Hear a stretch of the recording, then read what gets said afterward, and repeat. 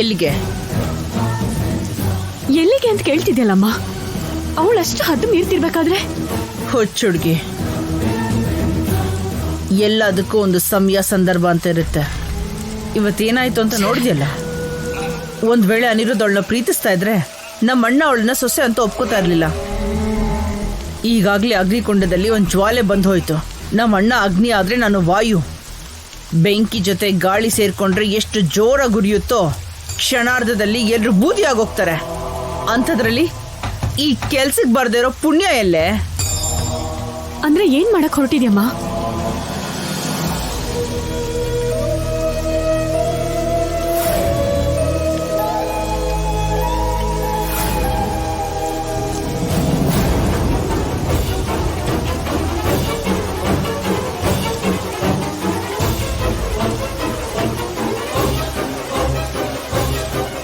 Super ಅಮ್ಮ. ನಿನ್ ಥರ ಪ್ಲಾನ್ ಮಾಡೋದಕ್ಕೆ ಯಾರ ಹತ್ರನೂ ಆಗಲ್ಲಮ್ಮ. ನೀನೇನಾದ್ರೂ ಚದುರಂಗ ಆಟಕ್ಕೆ ಹೋದ್ರೆ ಎಂಥ ಆಟಗಾರರು ಕೂಡ ನೀನ್ ಹೇಗೆ ಯೋಚನೆ ಮಾಡ್ತೀಯಾ, ಅದಕ್ಕೆ ಹೇಗೆ ಎದುರೇಟ್ ಕೊಡ್ಬೇಕು ಅಂತ ಗೊತ್ತಾಗದೆ ಸೋತ್ ಹೋಗ್ಬಿಡ್ತಾರಮ್ಮ.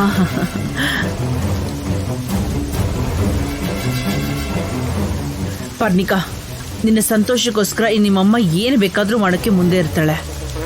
ಬಾ, ಹೋಗಿ ಆರಾಮಾಗಿ ಮಲ್ಕೊಳ್ಳೋಣ.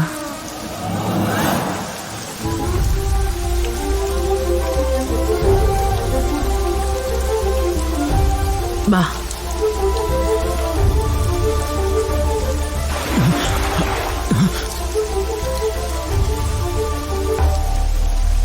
ಪುಣ್ಯ, ನಿಂಗೇನು ಹುಚ್ಚ?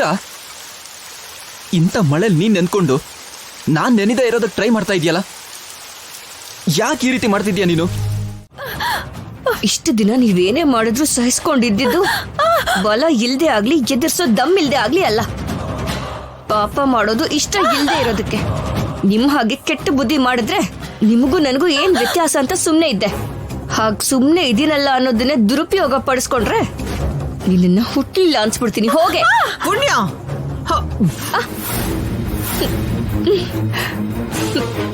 ಅನಿರುದ್ಧ ನನಗೆ ಅಳಿಯ ಅನ್ನೋ ಕಾರಣಕ್ಕೆ, ನಾಳೆ ನನ್ನ ಮಗಳ ಕುತ್ತಿಗೆಗೆ ತಾಳಿ ಕಟ್ತಾನೆ ಅನ್ನೋ ಕಾರಣಕ್ಕೆ ಇದೇ ಕೈಗಳಿಂದ ಅವನ ಕಾಲನ್ನ ತೊಳೆದು ಆ ನೀರನ್ನ ನನ್ನ ತಲೆ ಮೇಲೆ ಪೋಕ್ಷಿಸ್ಕೊಳ್ಳೋ ಅನ್ನೋ ಕಾರಣಕ್ಕೆ ಅವನು ನನ್ನ ಮಗಳಿಗೆ ಎಷ್ಟೇ ತೊಂದರೆ ಕೊಟ್ಟರು ನೋಡ್ಕೊಂಡು ಸುಮ್ಮನೆ ನಿಂತ್ಕೊಂಡಿದ್ದೆ ಕಣೆ.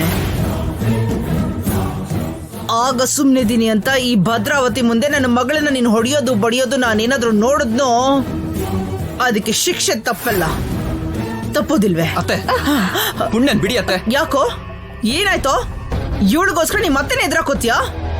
ತಪ್ಪು ಮಾಡ್ದಿರೋ ಪುಣ್ಯನ್ ತಂಟೆಗೆ ಬಂದಿದ್ದಕ್ಕೆ ಹೆತ್ತಪ್ಪನೇ ಎದುರಾಕೊಂಡೆ. ಅಂಥದ್ರಲ್ಲಿ ನೀವೇನು?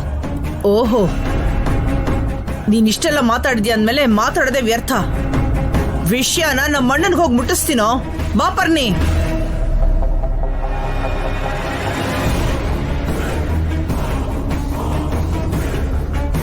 ಭಾವ, ಒಂದ್ ಮಾತು ಹೇಳ್ತೀನಿ ಕೇಳಿಸ್ಕೊ.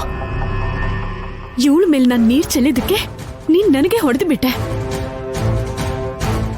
ತಪ್ಪು ಅವಳದೋ ನಂದೋ ಅದು ಬೇಕಾಗಿಲ್ಲ.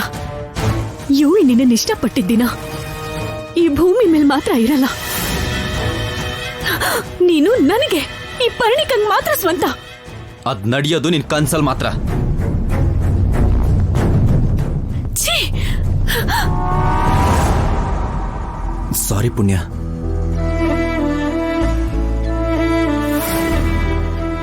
ಯಾಕೆ? ಇದೆಲ್ಲ ನನ್ನಿಂದಾನೇ ಆಗಿದ್ದು. ನನಗೆ ನಿದ್ದೆ ಜೋರಾಗಿ ಬಂದಿತ್ತು, ಅದಕ್ಕೆ ನಿನ್ ತೊಡೆ ಮೇಲೆ ಮಲ್ಕೊಂಡ್ಬಿಟ್ಟೆ. ಸಾರಿ. ಆದ್ರೂ ನಂಗೋಸ್ಕರ ರಾತ್ರಿ ಎಲ್ಲ ನಿದ್ದೆ ಕೆಟ್ಟು ನನಗೊಂದು ಕ್ಷಣ ಅಮ್ಮನ ಪ್ರೀತಿ ನೆನಪಾಯ್ತು.